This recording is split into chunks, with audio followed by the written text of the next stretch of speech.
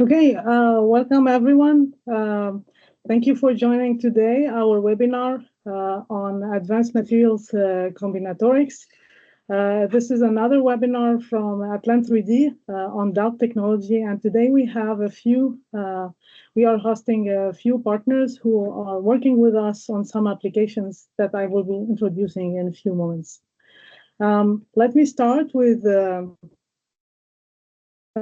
by introducing our speakers today. So we have Dr. Maksym Plakhotnyuk, who's our CEO and founder of ATLANT 3D.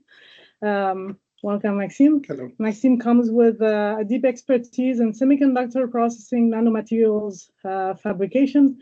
He is a Fulbright scholar, Hello Tomorrow Grand winner, and he's recognized for transforming advanced materials research into a manufacturing breakthrough. Maksym will introduce in a bit ATLANT 3D's mission, and he will explain how we are revolutionizing the industry. The next speaker of today, it would be myself. I will be moderating today, but also at some point I will be talking about the DALP technology. I myself have 18 years experience across different institutions like the Naval Research Lab and the French Atomic Energy Commission. I've also worked in startups where my main focus is to bridging the research into industrial innovation. At ATLANT 3D, I work on DALP technology development and on scaling it as a product for different industries. We are also joined by Dr. Ruchi Sharma, who's a senior application scientist. She has a Ph.D. in chemistry from Indian Institute of Technology, Ruchi, and she has a postdoc research at Aarhus University in Denmark. She's specialized in catalysis and in advanced materials, and she's working on application development like batteries and micro devices with DALP technology. She will show us a few use cases and some industrial applications using our DALP technology. We are also, I'd like to introduce our fourth speaker, who is Dr. Boris Hudec. He's from Slovak Academy of Sciences. Hello, Boris. He's leading research in Bratislava, focusing on Memristive devices, in neuromorphic systems and in sensor computing. He has a Ph.D. in microelectronics, and he has done a postdoc in Taiwan where he worked on integrating materials, electronics, and computation in order to help in-sensor processing in the same platform.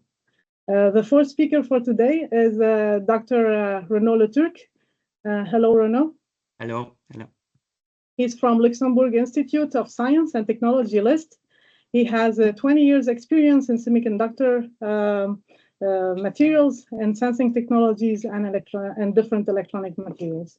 He's leading the AMUSENS project at LIST, which he will be presenting today, which is about gas sensing innovation.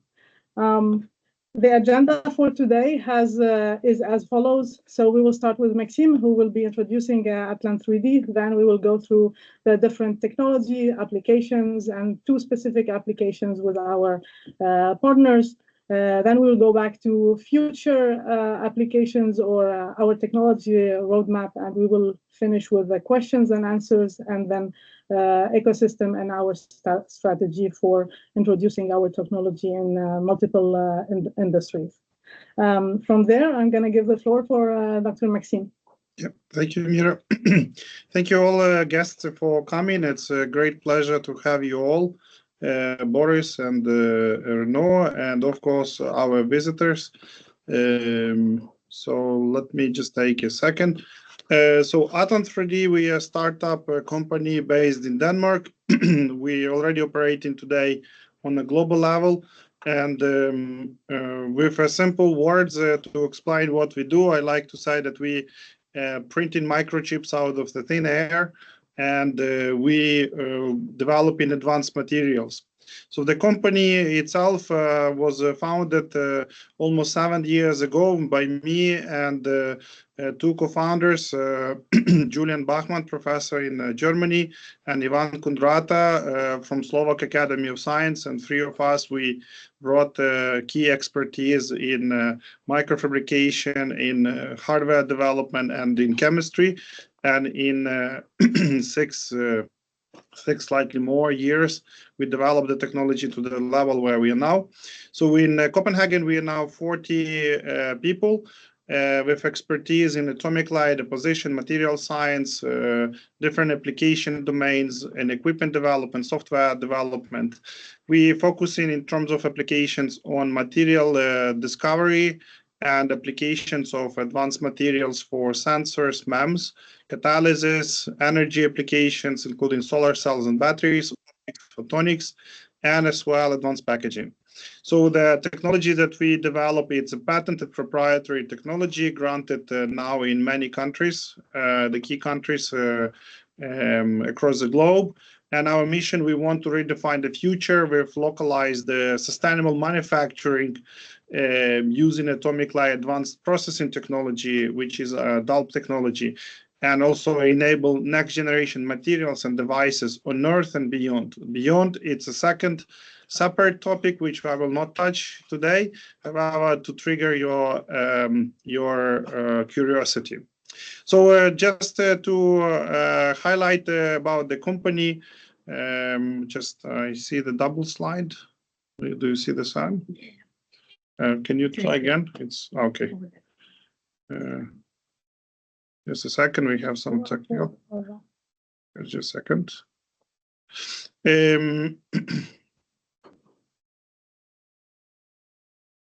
Okay. So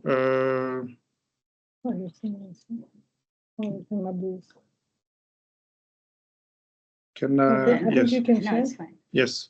So our vision is to drive rapid material discovery and atomic scale manufacturing era for the future smart solution, atom by atom. So the way we work is that we have our proprietary technology. We seeking and develop advanced applications in key market domains where there is a demand.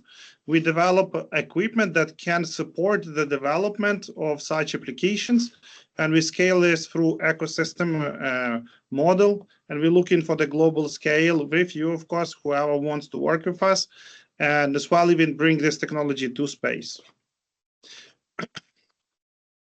So we are based, our headquarters based in Copenhagen. This is, you could see our facility. We have several established labs. Within a quite small area, we have processing, custom application development, micronozzle development technology. This is the core of our technology, characterization lab, as well as the chemical processing lab.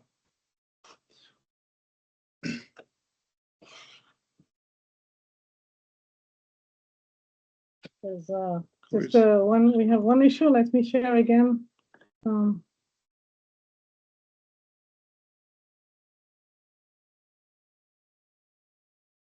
I share? I'm sharing, and I think we are good. I can see, yes.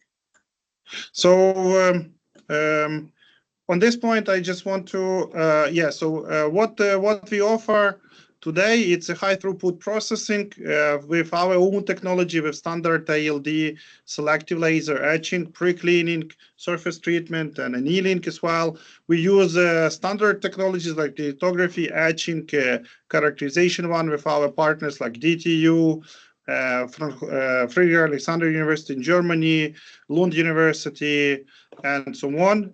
We have advanced characterization techniques, so we offer services as well in that side, and data processing.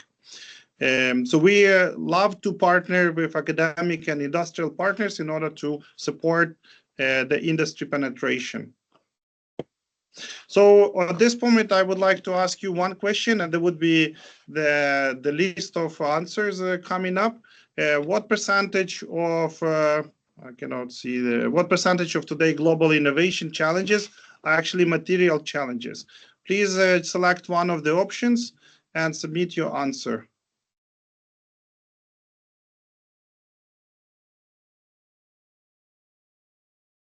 Okay, thank you very much. Please add your answer further on. And we can move further. Okay, should I Yes. take over here? Yeah. Oh no, you can see. Yeah, that's still my film slide. Okay, I need to share again. So I would like to address the state of the opportunity and challenge we want to get, and then Mira will take from that moment.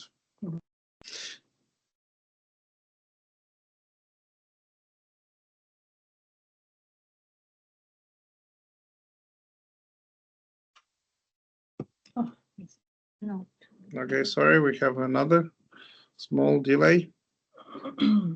Just a second.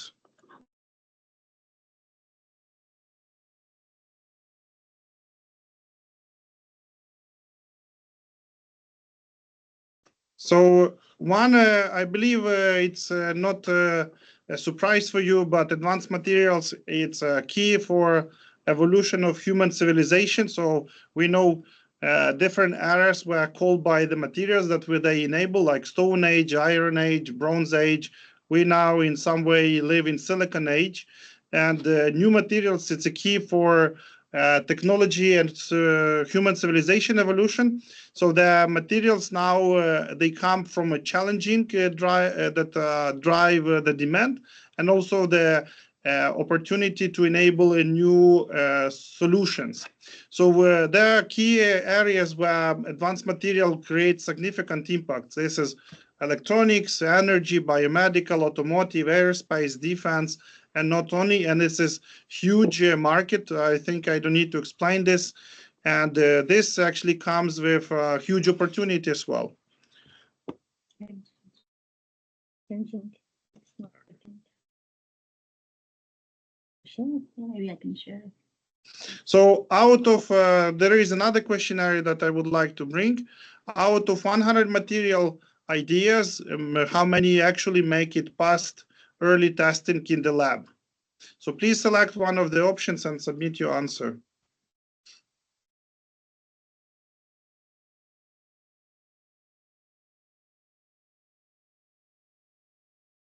Okay, and this moment I pass the word to Mira. She would continue the presentation of the challenge and also the technology. Thank you, Maksym, for the introduction, and apologies for these little technical challenges. We will try to fix them as fast as possible. So in terms of the question that was asked, which is how many out of 100 new material idea, how much do you think are actually go past the entry lab testing? In general, only one or two makes it to the lab, and even fewer reach the commercialization step. Moving materials from lab to industry often takes decades due to the conventional method of trial and error development and the industrialization challenges that can come afterwards. So the adoption curve is pretty slow in general, and the major revenue impact only comes after 15 and 20 years. And historically, we have seen a lot of those materials in the semiconductor industry or other, where the commercialization only comes after 40 plus years. The takeaway is that there is a need for accelerating the development and the optimization of the scaling process if we would like to speed up the impact on the market. And in general, if we were to look into the reason for why these traditional methods, you cannot see.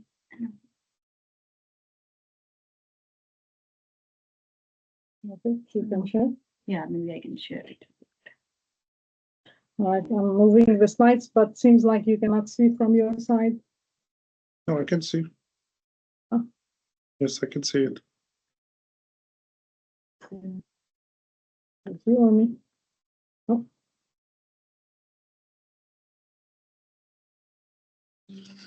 Yes, just a second.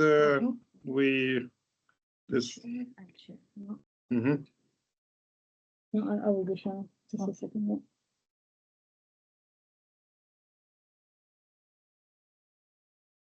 Yes, no. All right. So where I was going from my previous slide to this slide is that imagine combining all of these the very slow steps. I think It's now showing the right one. Yes. Okay, so if we were to look into the traditional material discovery methods, you have to go through several steps in order to create new materials. In general, you have to go through a design phase where you look into the literature, then you go into planning, you look into finding suppliers and chemicals, then a synthesis of materials, where you would have to wait for the chemicals, instrument time, and in all those steps, you would need expertise of specific instrumentation or specific processes. You add to that the characterization step that comes at the end, and then you have to go back to the synthesis again and again in order to be able to create one only material at a time. So this, as you can see, this is a very long process, and it's time consuming, and it's very resource heavy. Imagine that you could transform this slow step-by-step approach into something that's far more efficient. Instead of going one material at a time, you can create a streamline that can replace all of these steps. And the outcome would be not only one material, but a library of materials. So this can dramatically improve the possibilities and the discovery of a new material. And this is what we are looking to bring with our DALP technology, where we have multiple. There's a bit of a delay between the slide and what you are seeing. Is it happening only with my screen or? No, for me it's also delay. Yeah, okay. To audience, please, if you see delay, what we say and the screen, please confirm to us, because it's a little bit. Okay, I think now we're on the right okay, slide. yes, okay. So here, what I would like to say that with what we are bringing with the DALP solution in terms of materials discovery process, we have a one step where we integrate an AI and machine learning that would optimize the design and would enable a programmable atomic synthesis, with which would enable the discovery of much faster and more efficiently of a number of materials. So this would imply saving costs along with, while ensuring actually reproducibility and scalability.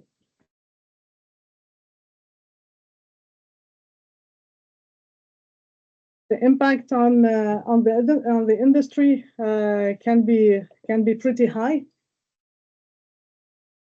I think we are facing this. Yeah, we are having an issue here again.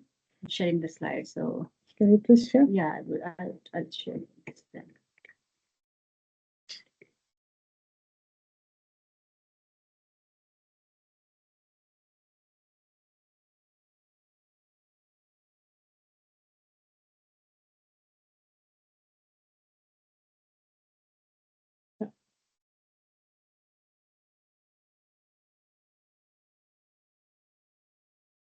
Okay, thank you. Thank you, Ruchi. So if we were to compare how DALP and the different AI solutions perform against conventional methods, you can see here that the impact is pretty huge.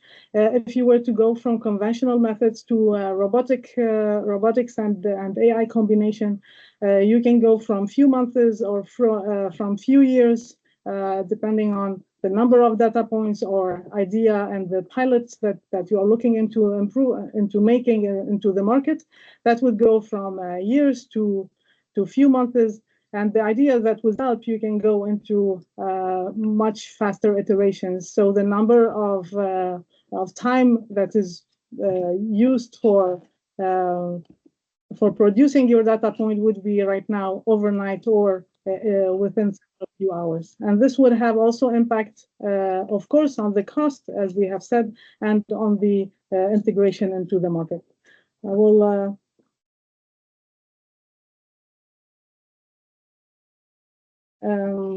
Yes, and so let's go into a bit more of let's dig into the DALP technology. Our process is based on atomic layer deposition, and this what it means is that we are bringing atomic scale precision in terms of conformality of the coating that can be done on complex surfaces, but also high quality materials.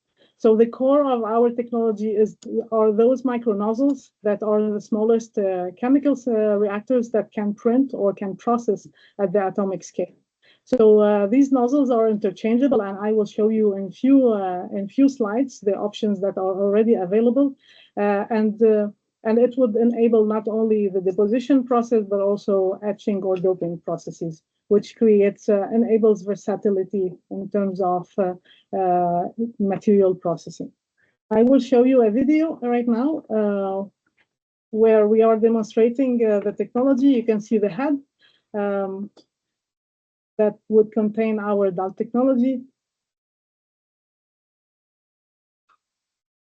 So with a closer look to the head, we can see our nozzle from which we have our gas systems, and that can enable processing on the surface with a shielding gas that's surrounding the process, which would create a mini process chamber on the surface, and that can enable multi-material deposition or multiple processes. So the technology is the DALP platform is a combination of hardware, but also of software and a control system that would enable materials and process creation. By the addition of a data layer and machine learning, we can close the loop and we can enable faster optimization and material and process discovery. And how does that look for the operators? So this is a digital tool, of course, which means that most of the time would be spent on the design of experiment that can be imported into the system. And then through the software, we have a simulation software that allows you to preview the process where you can do some edits to the design, and then you can launch the deposition that can be done and printed depending on the process parameters that have been preset with the design of experiment that is launched. So of course, this means that there is a few steps, which is preparation of the nanofabricator or of the machine, where you have to fill your materials and then load the samples, and after that you can launch your print. And this what it means is that if we were to look into this platform, we are enabling a lot of capabilities in terms of materials. More than 450 materials can be deposited with this platform. We have a temperature control and a gas flow system control that would allow to go from at various temperatures, but also it would allow, which is the gas flow, which is modular and scalable, can bring more options in terms of the number of materials and the flexibility of processes. Of course, there is a large number of parameters that you can also you have control of, like the number of passes, which enable thickness control and monolayer depositions. Also, the shapes, since this is all enabled through the CAD design, so flexible designs can be enabled with the technology. Multiple other parameters like the distance from the nozzle to the stage and the stage resolution also enables different types of shapes, and the environment control that can be ambient or a controlled environment would enable different types of materials. In terms of resolutions, we have showcased 400 micrometer, our standard nozzles, but also we have other nozzles that we are working on and that have been already customer adopted, like the 250 and 100 micrometer nozzle. But through a two-step process, we have already showcased the possibility of going smaller in resolution down to 5 micrometer and 20 micrometer. We have a new concept of nozzle that we are right now working on enabling it to customers that allows with the same nozzle to go with different line width resolution. And these here, you can see examples of going from 60 micrometer down to 8 micrometer resolution. Another important aspect of the DALP technology is that we are able to process on the surface on pre-existing features, which means that we are able to create an alignment process that can be with high accuracy down to less than 1 micrometer. In parallel, we always look into the deposition precision and uniformity. So we are always looking after reducing the deviation of the different materials and also increasing the uniformity. And so far, we are typically better than 1% in uniformity of the surface. I would like to spend a few words on the modularity of the system.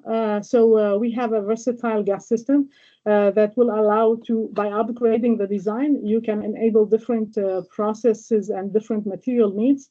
But in addition, you can also enable multiple process control modes. So you can go from pulsing to functional flow modulation.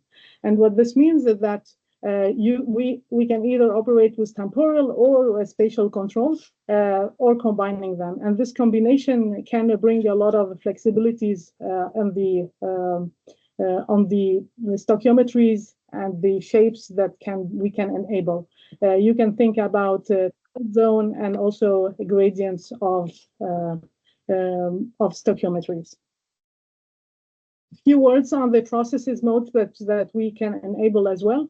Not only local and spatial ALD and local temporal ALD, you can think about local CVD, local atomic layer etching, and also local molecular layer etching. And of course, a combination of all of those can bring even more versatility and flexibility to create new types of materials. So these multiple capabilities, if we were to combine them, you can see that we are creating a platform that would enable combinatorial depositions across binary, ternary, quarterly, and multi-component systems. So we can have, since we are able to precisely tune the parameters such as temperatures, flow rates, and precursor concentration and atmosphere, then you can think about the power of the tools in terms of material screening for different applications like gradient materials, meta materials, nanocomposites, or smart materials. And what this means is that you can have a really fast and rapid optimization cycles for enabling those new materials. Different materials compatibility with DALP is very similar to what's already existing in the market for ALD. So we are compatible with 450 plus precursors or materials across the whole periodic table. And specifically, we have already developed or adapted oxides, metals, fluorides, sulfides onto our system, and we are working on adding more and more materials to the list of adaptation. I just would like to touch a few words to add that since this is ALD, this means that this is the technology is compatible with multiple surface morphologies, including curved surfaces, high corrugated surfaces, or periodic gratings, but also compatible with wafers as well as with polymers. Of course, this is all dependent on the types of materials that are deposited and the process parameters. I would like to end that since we are talking about local surface deposition or processing, this means that we can create such surface modulations and structures that are previously would be either very, very long to make with the current conventional methods or impossible to be made. So I would like to finish with this slide where we are showing the staircase and the valleys and the tempered shape structures. And I would let the room for Dr. Ruchi Sharma, who would be talking about the applications and the use cases for DALP. Thank you so much, Mira, and thank you so much, Maksym, for a very nice description of our technology and ATLANT 3D. And now, thank you all for joining here. And now I would like to take you a step forward and then show how we are making advanced materials and how we are already helping speed up different applications. So as you can see here in this slide, it opens the door for a broad portfolio of materials ranging from biomedical and biosensing interfaces, quantum and superconductive materials, and all the way to advanced coatings. And also, like, we can make material for logic and memory materials. In short, like, we are not limited to one vertical, but we are enabling our platform giving access to multiple materials for multiple market solutions. So building on that, we are actively enabling and accelerating applications across key sectors. For example, in optics and photonics, DALP allow us to contribute to AR and VR devices, in micro LEDs, in waveguides. Also, we play an important or critical role, I would say, in semiconductor and advanced packaging, like with the hybrid bonding and heterogeneous integration. Similarly, we are, if we look ahead, we are also kind of being applied in emerging technologies, for example, quantum devices or neuromorphics. So finally, what we can see here, like, we are driving innovation in advanced materials and combinatorial studies, helping our partners like developing new materials, processes, and architectures. So one of the most exciting areas where like DALP makes a real difference is like advanced materials and combinatorial studies. So this is where our platform truly shines, because we can go beyond single material deposition and explore multi-parameter material library directly on a wafer.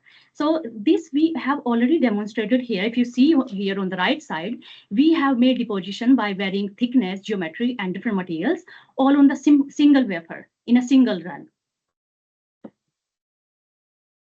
So talking about combinatorial materials studies with DALP, now let's look at the different ways we can apply this capability. Here you can see with the help of DALP, you can not only vary thickness and geometry, but also symmetrically explore structural modification, material compositions, multi-material interfaces. Also, you can do doping and alloying at atomic precisions.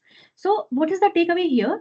Takeaway is that we are not just depositing materials, but we are creating a platform for rapidly discovery and optimizing across different domains.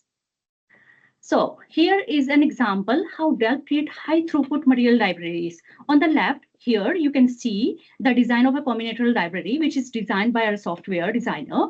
And on the right side, you can see the actual printed results, which allows to evaluate many materials variation in just a few hours instead of weeks or a month. So what I can say here, it's a fast and powerful way to tune properties for mechanical, optical, electrical, or thermal performance. So it is another example of like a rapid design of material, rapid design of experiment. For example, here, what we have done, we have made 50 different syntheses of titanium oxide in just like 6 hours, which would have been completed, which would have taken like 1 to 2 weeks using conventional methods.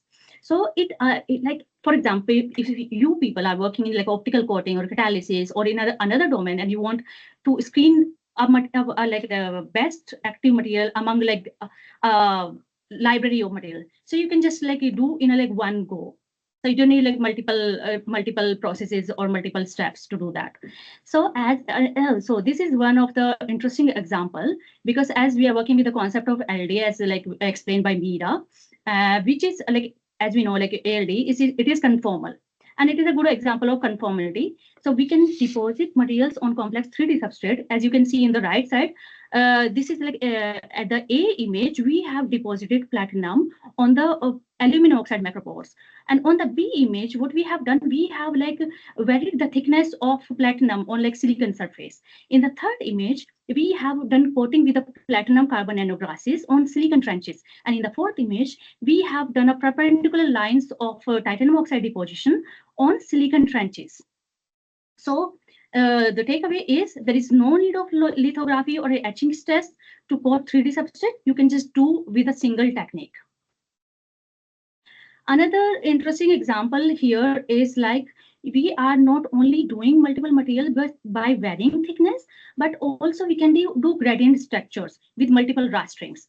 So with the help of this, you can like evaluate the effect of thickness on device properties. For example, if you are working in transistor field or in capacitor, and also you want to optimize materials for optics or catalysis, so you can just do gradient structure or like multiple thicknesses in just or multiple shapes in just like one go. You don't need to follow like a traditional etching or lithography step, doing like a patterning locally. And now let's look at how these gradient translate into tailoring these functional properties across surfaces. So here you can see an example with platinum, where we have created thickness gradient at different temperatures, like 200 and 300 for platinum. This result in its structures, it ranges from nano island, nano cluster to nanoporous to dense structures. So here, like not only platinum, this can be done with the other material also by changing thickness or process parameters. And you can utilize these material, as I mentioned before, also in different domains, like from catalysis, optical, electrical, or whichever you want to. Oh, okay. So taking, as I discussed before about the gradient structures, so like taking gradient at a step further, DALP also enable the creation of multi-matrix gradient structures. Here is an example where we designed and fabricated a titanium oxide gradient structure for hyperspectral optical filters.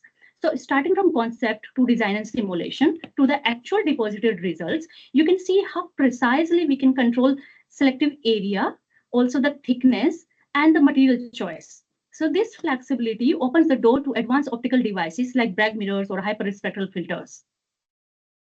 Another interesting example, like beyond gradients and the filter. So if you want to print your own picture on a chip, so that we have done, if you can see on the right side, we have printed Abraham Lincoln picture on a chip by varying color and just the thickness.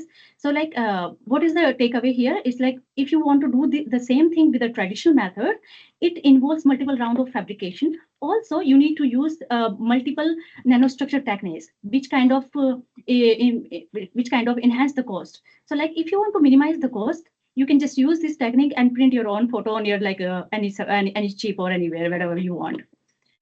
Okay. So far we have discussed about how DALP accelerate material discovery. Now I'm going to give a brief how you can translate these two micro device fabrications. So this means on a single wafer, you can test 50 plus device variant in parallel, like whether for sensors or photonics or MEMS or energy devices, you can optimize structure, evaluate properties, and prototype rapidly. Okay, so here is an example. We have done a zinc oxide, like 24 different zinc oxide deposition condition in a single day, which would have taken 2-3 weeks with the standard methods. So, and this is another example, like where we have optimized this a recipe for platinum with like ozone or air, which would have taken like almost like maybe like 18 hours. We have done only in 3 hours. Another interesting example is like if you want to print multiple devices, multiple sensors on a single device. So with that platform, we can combine materials. Like for example, we have combined 4 different sensors with 4 different materials. If you can see here, like from titanium oxide, zinc oxide, electrochemical sensor to micro heaters, only sensor, or like surface sensor or MEM capacitor. So all we have done in just like one machine and just within 34 hours, which would have taken like maybe the weeks or the months for doing the same job. Another example, this is one interesting example. If you're working with like biomedical devices and you want to test your only like small samples, so you can do that. And in that, how we can help? We can deposit like the material directly on the microfluidic channels, across the channels or inside the channels that we have shown here. We have done coating of platinum on like 100 micron wide and 40 micron deep microfluidic channels. Also, we have done the sensor conformal coating of sensor on 90 degrees vertical walls. So normally, okay, we have discussed this, but normally like we are talking about fabricating capacitors now. So fabricating capacitors with varied insulator thicknesses take a lot of time and resources. So with the DALP, we can directly build large traceries. Like here, if you see here on the right side, we have done 3-layer MEM stack in just under 24 hours. This means we can rapidly screen and optimize capacitor design. Also, we can cut development cycles. Okay, so moving from capacitor to optics, DALP also enable breakthrough in optical filter development. For example, traditionally, optical filters for multispectral or hyperspectral imaging are expensive and slow to manufacture, and often they cost thousands of dollars per sensors. So with the help of DALP, we can directly create high QDBR filter, which we have done here, by precisely controlling height gradient and deposition locally. So this opens the door for mass market adoption of multispectral filters. Okay, this is the last example which I am showing you here. It is like integrating 2.5D capabilities in device design. I'm not going to explain it more because we work this with other partner, and Boris, Dr. Boris will explain in more details. But I can give you an overview here. It's like we are depositing a gradient titanium oxide dielectric, which is sandwiched between two platinum electrode lines. And with that, I'll thank you so much for listening to me. And if you have any question, feel free to ask after the presentation. And with that, I'll hand over this session to Mira. Thank you. Thank you, Ruchi, for working us through the different applications and use cases. We will go now into a deeper dive for the sensors and sensors computing with Dr. Boris Hudec.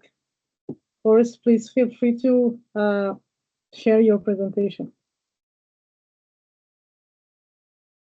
Good afternoon, everyone.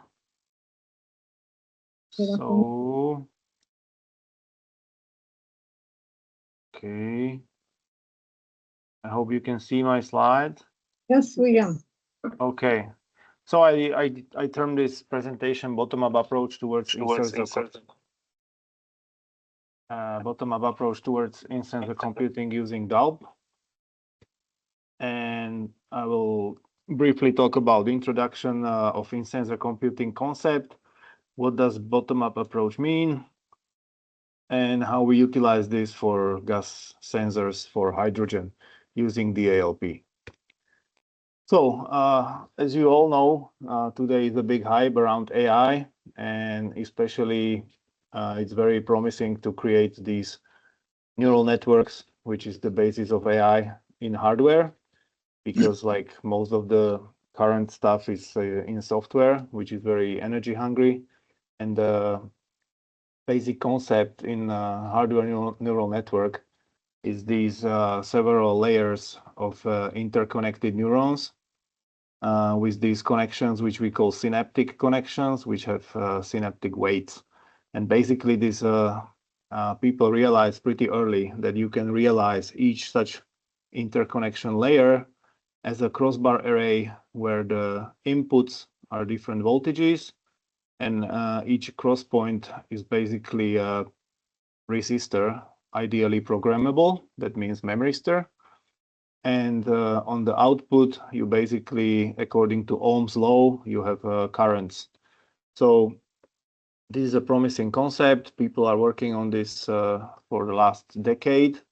And on the right side, you can see basically how this would work. So you have different either amplitudes or number of pulses and encoded as voltage, and this will multiply with the matrix of resistance weights, and this will give you the output vector as current. So this operation is called VMM, vector matrix multiplication. It is a basic operation in neural networks.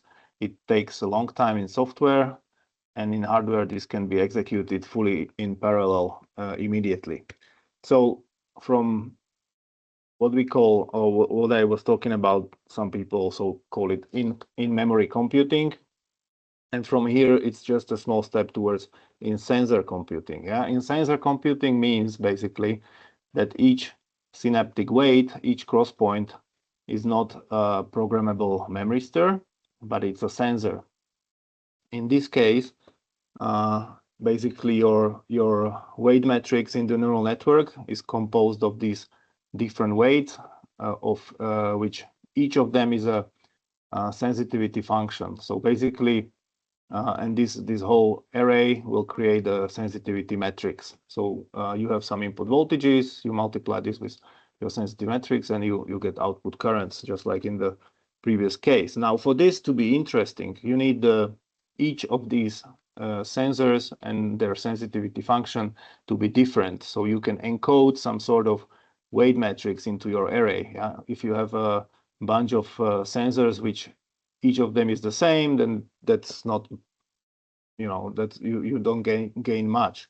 And if you have this kind of array where you can basically program each sensor, it can be a sensor for different variable, or it can be a sensor for the same variable with different sensitivity function, etc. So you need either reconfigurable sensors. So there are a bunch of very high impact publications with Memristive sensors, but from our experience working on Memristors, these are emerging devices, and typically Memristive sensor is neither a good Memristor, neither a good sensor, or you have to be able to engineer the responsivity of each sensor in hardware. Yeah.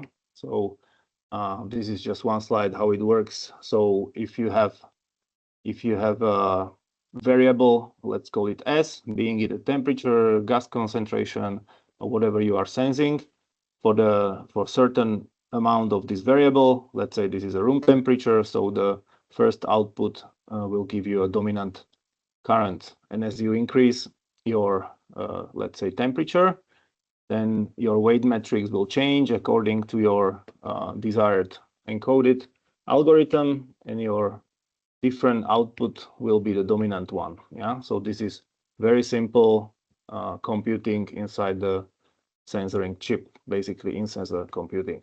So as I said, for this thing to work, you need several different things. So first, you need crossbar array compatible sensor. So you need a sensor which has a certain resistance which is changing with the outside variable, of course. And also you need sufficient nonlinearity in this sensor, otherwise you would suffer from what is called a sneak path or sneak current. Basically, the current will take the path of least resistance, and that's not what you want. So the sensor needs to be either nonlinear, or otherwise you have to integrate a diode or a selector in series. Then you need a technology which will help you to engineer each sensor sensitivity function. So for different sensors, you can do this probably with maskless or e-beam litho, but in our case, we are exploring selective area deposition, as you know, DALP, because this will help, this will enable you to basically deposit each sensor with different thickness. That's something which is very, very difficult, if not impossible, to do with conventional processing. Yeah? And then, of course, you need some sort of simulation where you train your model in software, and then you deposit your model in hardware. So in our project with ATLANT, we are exploring how to fabricate a demonstrator of a smart hydrogen sensor, because we, with our partners, we have been studying these kind of MIM structure sensors for some time. As you see, this is composed of very simple bottom electrode, titanium oxide, and top electrode. And titanium oxide basically, or the sensing works basically by hydrogen reacting with the oxygen which is adsorbed on the surface of titanium oxide grains. So ideally, you need titanium oxide which has polycrystalline structure. And ALD is a perfect method for this, because even at typical ALD temperatures inside ALD window, like 250 degrees for our process, you will get very high quality titanium oxide polycrystalline films. You have superb control of the thickness, and that's related with the grain size, of course, conformality, and most important, very easy process to process transferability with minimum variation, lab to lab and lab to fab transferability, if you're working in saturated ALD regime, of course. So these are the, for example, SEM pictures of our titanium oxide deposited on titanium nitride bottom electrode. In this case, the titanium nitride was PVD and titanium oxide was ALD. You can see the top view of the titanium oxide polycrystalline films. Now let's go to the sensing performance. So if you, on the right side, this is the Venn diagram of this diode with the titanium nitride bottom electrode, titanium oxide ALD film, and platinum top electrode. So this kind of structure will create a Schottky diode where the top interface is very sensitive to hydrogen. So there are basically two effects combining in this sensor. One is the modulation of the barrier. One is the intergranular barrier modulation in titanium oxide. If you see the middle IV You can see the black curve is the diode with no hydrogen present. This is a very nice Schottky diode with the negative current being basically in the noise regime, and in the positive bias you see like 9 orders of magnitude forward bias, forward current. And if you increase the hydrogen concentration, even several hundreds ppm, you get strong response both in negative and positive polarity. So now the question is if we can modulate this response with the thickness. And in this picture, we see 3 different ALD titanium oxide thickness, 15, 20, 30 nanometers with different responses. So this is the core idea of this approach. And especially we are looking for response in this small positive bias, let's say 0.3 volts, because here you can take advantage of this self-rectifying property of the sensor, so you don't need any other selector in the array. So let's go to DALP, how DALP can be used. So this is an example of a wafer where you have platinum bottom electrodes. In this case, this was the first iteration of the sensors, and then you can see this rectangle which has this pale blue color, that's thick titanium oxide, and on the bottom through the violet color you see this is a decreasing thickness. So in this case the titanium oxide was DALP deposited using rastering. That means the print head was going, I think, from left to right multiple times, with each pass being an ALD cycle. And this was, I think, 35 nanometers down to 5 nanometers. And we did some Raman spectra line profiles. And from the line profiles of Raman, you can see very nicely that the highest thickness, highest intensity of the titanium oxide anatase peak is on the left, which corresponds to the top where the pale blue color is. And as you go down, you see the intensity is going down, which corresponds to the thickness. But the whole layer is nice and crystalline. Otherwise, you wouldn't see any signal from the Raman peak. On the right side, you can see how these single device sensors for testing purposes are deposited. So we do these titanium nitride barbells. Then we deposit this green stripe that's titanium oxide using DALP of different thickness, going from 5 nanometers to, I think, 35 in the bottom. And then we put the top electrode on it, and this is for testing the single devices. These are not crossbar arrays yet, but basically it's the same device.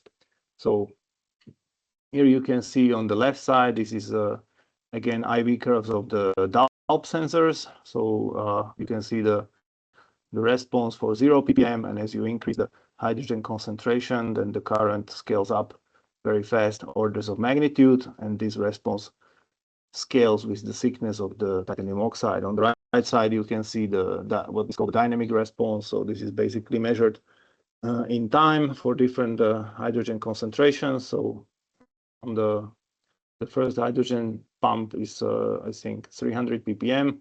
And you can see the response is pretty huge. On our best sensors, which I'm not showing today, we can see some reaction even for 10 ppm.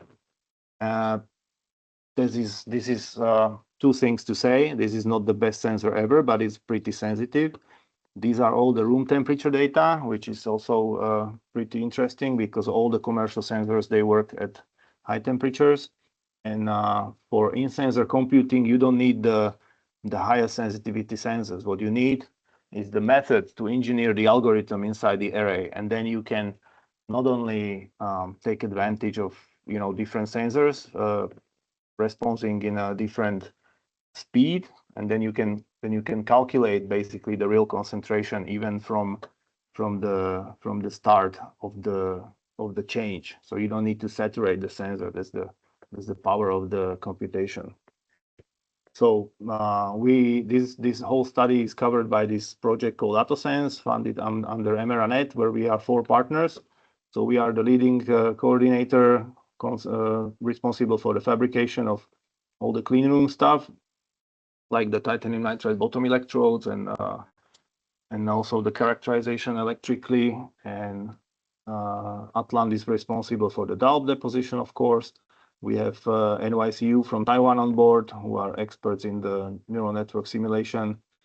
And we have Comenius University from Bratislava for sensing measurements. So this is an ongoing project, and we are very excited about it because not only this will prove the in-sensor computing on the lowest level, but basically the possibilities here are pretty much endless using DALP. Even when we look at the gas sensors themselves, yeah, so by combining different oxides, if you ever work with gas sensor, each oxide has a different kind of sensitivity and selectivity towards different gases.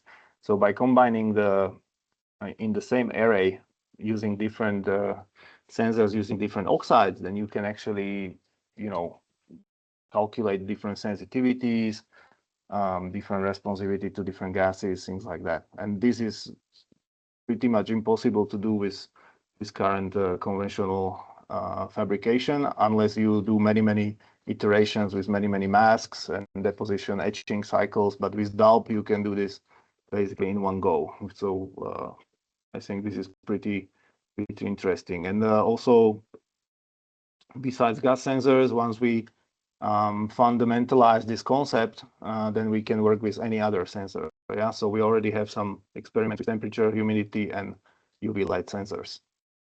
So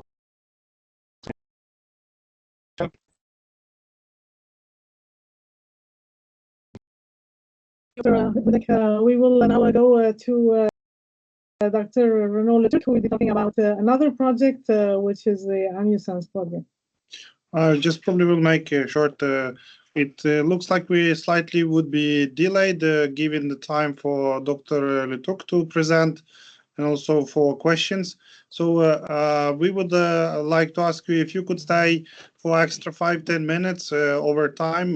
We understand that this is most probably could be out of your expectations.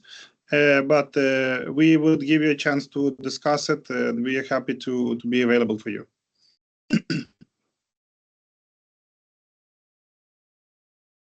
Good. Yeah, it's a good afternoon, and thanks a lot for the invitation to participate today and to share my experience with DALP on this project. So I'm Renaud Leturcq from Luxembourg Institute of Science and Technology. Do you see my slides? Is it? Yeah. Yes, it's good. So. And then I'm here because I'm coordinating this big European EU project, AMUSENS, on the development of adaptable multipixel platform for gas sensors for a wide range of appliance and consumer market.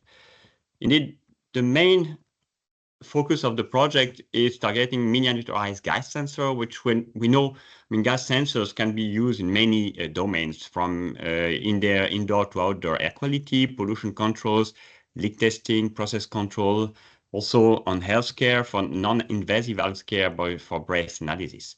But for most of this application, there is quite an opportunity for new kind of sensors that do not exist now, which are low cost and low power sensors that can really be integrated into mobile or IoT application, where here the idea is to offer real-time monitoring of process or hazards, personal monitoring of exposure to gases or diagnostic, or in-field high-density monitoring when you want to make a mapping, such as in a field for farming. The solution that people are believing can be quite successful in this direction is the use of conductometric gas sensors based on metal oxide. They have been already shown that you can process them at a micro scale, and they need to be heated, but then people are using micro hot plate platform to have MEMS device integrating the gas sensor and the heating system. They can be processed with high sensitivity. They can have a wide range of detection capabilities. But there are still key challenges for this kind of sensors, and one of them is really the selectivity.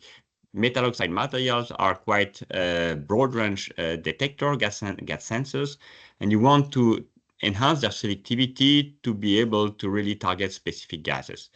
There are also many other external conditions that can play a role and give drifts on these sensors. They have also some issues on stability and reproducibility. Here, our approach in the project is an approach that has been already well known since many years through the term electronic nodes, which is the multi-pixel approach for gas sensors. By combining different materials on a multi-pixel gas sensor, you can somehow map the response of each sensor to different gas. And from the type of the response you extract, you get some kind of a fingerprint of each of the gases, and you can extract then the type of gas you will get. The main challenge of it is really first the fabrication complexity. For a real electronic node, you need hundreds of sensors with different materials, which is typically very difficult to achieve. And so you need to find a lower number of pixels to get it. Another thing is how to, I would say, fabricate it and how to select the material you will combine here. And here there is a clear advantage of local deposition approaches and DALP technology. First, to be able to address different pixels without multiplying the lithography steps, so that you can really deposit different material on each of these pixels here. And also using this combinatorial approach for varying the parameters pixel by pixel, so that you can have a much easier and faster selection of the materials you will select. So what about the AMUSENS project? So here, as a few numbers, I mean, AMUSENS is quite a big project with 11 partners in the consortium, going from really material development, deposition, including industrial partners, so that we can, in the end, and we hope we can integrate the processes into a new, in a real industrial platform. And in the end, we even want to demonstrate the ability of this new way of processing the device and developing the device towards several end-user application in personal air monitoring and healthcare. So to go a little bit more specifically on the objectives, so it's starting projects, I mean, it has been started since a little bit more than 1 year. We're still in the phase 1 of the project. The main final objective will be first to develop this low-power gas sensor platform with adaptable selectivity, which will combine a multi-pixel deposition of sensors on metal oxide material, which will be trained using artificial intelligence to train the sensor to different environments. The second big objective is a new design and production method for accelerating the market introduction of this new device, in particular using the combinatorial synthesis to develop material database we can then provide to future users of the technology, and then also to combine these local deposition techniques for having an easier approach, or small-scale foundry approach for this kind of multi-pixel sensor. And then in the end, we have these 3 use case applications we want to test our platform. So what is the value of DALP in this approach? Indeed, it's quite specific because here the idea is we won't rely only on DALP at the beginning, but we will rely on a 2-step approach where indeed for functionalizing the sensor material, we first rely on nanostructure material. The idea of this material here for gas sensing is that they are strongly nanoporous, and so they are much more sensitive than a thin film layer that might not be as sensitive because of the lower surface volume ratio. So we still rely on these nanoporous layers that will be developed by inject printing. For instance, developing 2 different kind of materials we put here. And on the second step, we will decorate the material with DALP with specific functionalization, such as metal or metal oxide, will change further the selectivity of the sensor in order to end up with a much wider variety of kind of material we can use here for the final sensor. Indeed, we have first results of this phase 1, which is mainly based on material development. First on inject printing, where we have been developing several materials that have been screened in terms of sensing properties, but also on their ability to be transferred to the industrial partners, showing some deposition on this micro plate, knowing that the center part of micro plates is 80 microns diameter. We have already demonstration that we can deposit some of this material on this hot plate. And using batch ALD, we showed that we can functionalize some of the material with a very thin functionalization so that we can really rely on ALD to change the properties of the sensors. Concerning DALP, this is also in a material development phase where we have introduced 4 materials we want to target in the end. 2 metal oxide, 1 insulating material, and platinum as metal. And here DALP has been used to screen all the parameter set to really target the most relevant and the more accurate parameters for good deposition in the end, showing that in the end we have a very good and reproducible deposition of these 4 materials so that we can transfer them in our platform. So what are the next steps and what are the expected impact of the project? I mean, if we are able to demonstrate that the methodology is applicable for this adaptable multipixel DAXN platform, we think that DALP can make this development much easier through combinatorial deposition so that you can add a lot of materials together and then test many materials together with a limited time. Also, we'll develop AI tools for this material selection, which will also be combined with DALP for the material analysis. Then we expect that additive manufacturing platform can be used not only for material discovery, but also even in the future for small-scale foundry fabrication of this device, knowing that most of the time people don't need, or applications do not need millions of devices to be produced. In some specific niche application, you would probably be limited to few thousand or few 10,000 of device production per year. In that case, having a really local deposition approach would be very beneficial to be able to adapt the production to the need of the manufacturer. At last, we expect from this data to demonstrate a reduction of materials, raw materials, and of waste using this additive manufacturing approach as compared to standard lithography approach. Of course, in the future, what could be a very strong input for DALP and for all this additive manufacturing approach is to demonstrate that this manufacturing approach can be extended to other fields such as microelectronics and photonics and other kind of application for gas sensing, including industry, farming, or different space and defense application. So this is on my side. So if you want to have more information, don't hesitate to contact me or go to the internet to go to the website. Thank you. Thank you very much. Thank you, Dr. Leturcq. I would like to thank everyone who have joined us so far. We would have loved to hear more thoughts from the audience and more questions, but we will defer those questions for interactions after the webinar, since now we have already ran over time.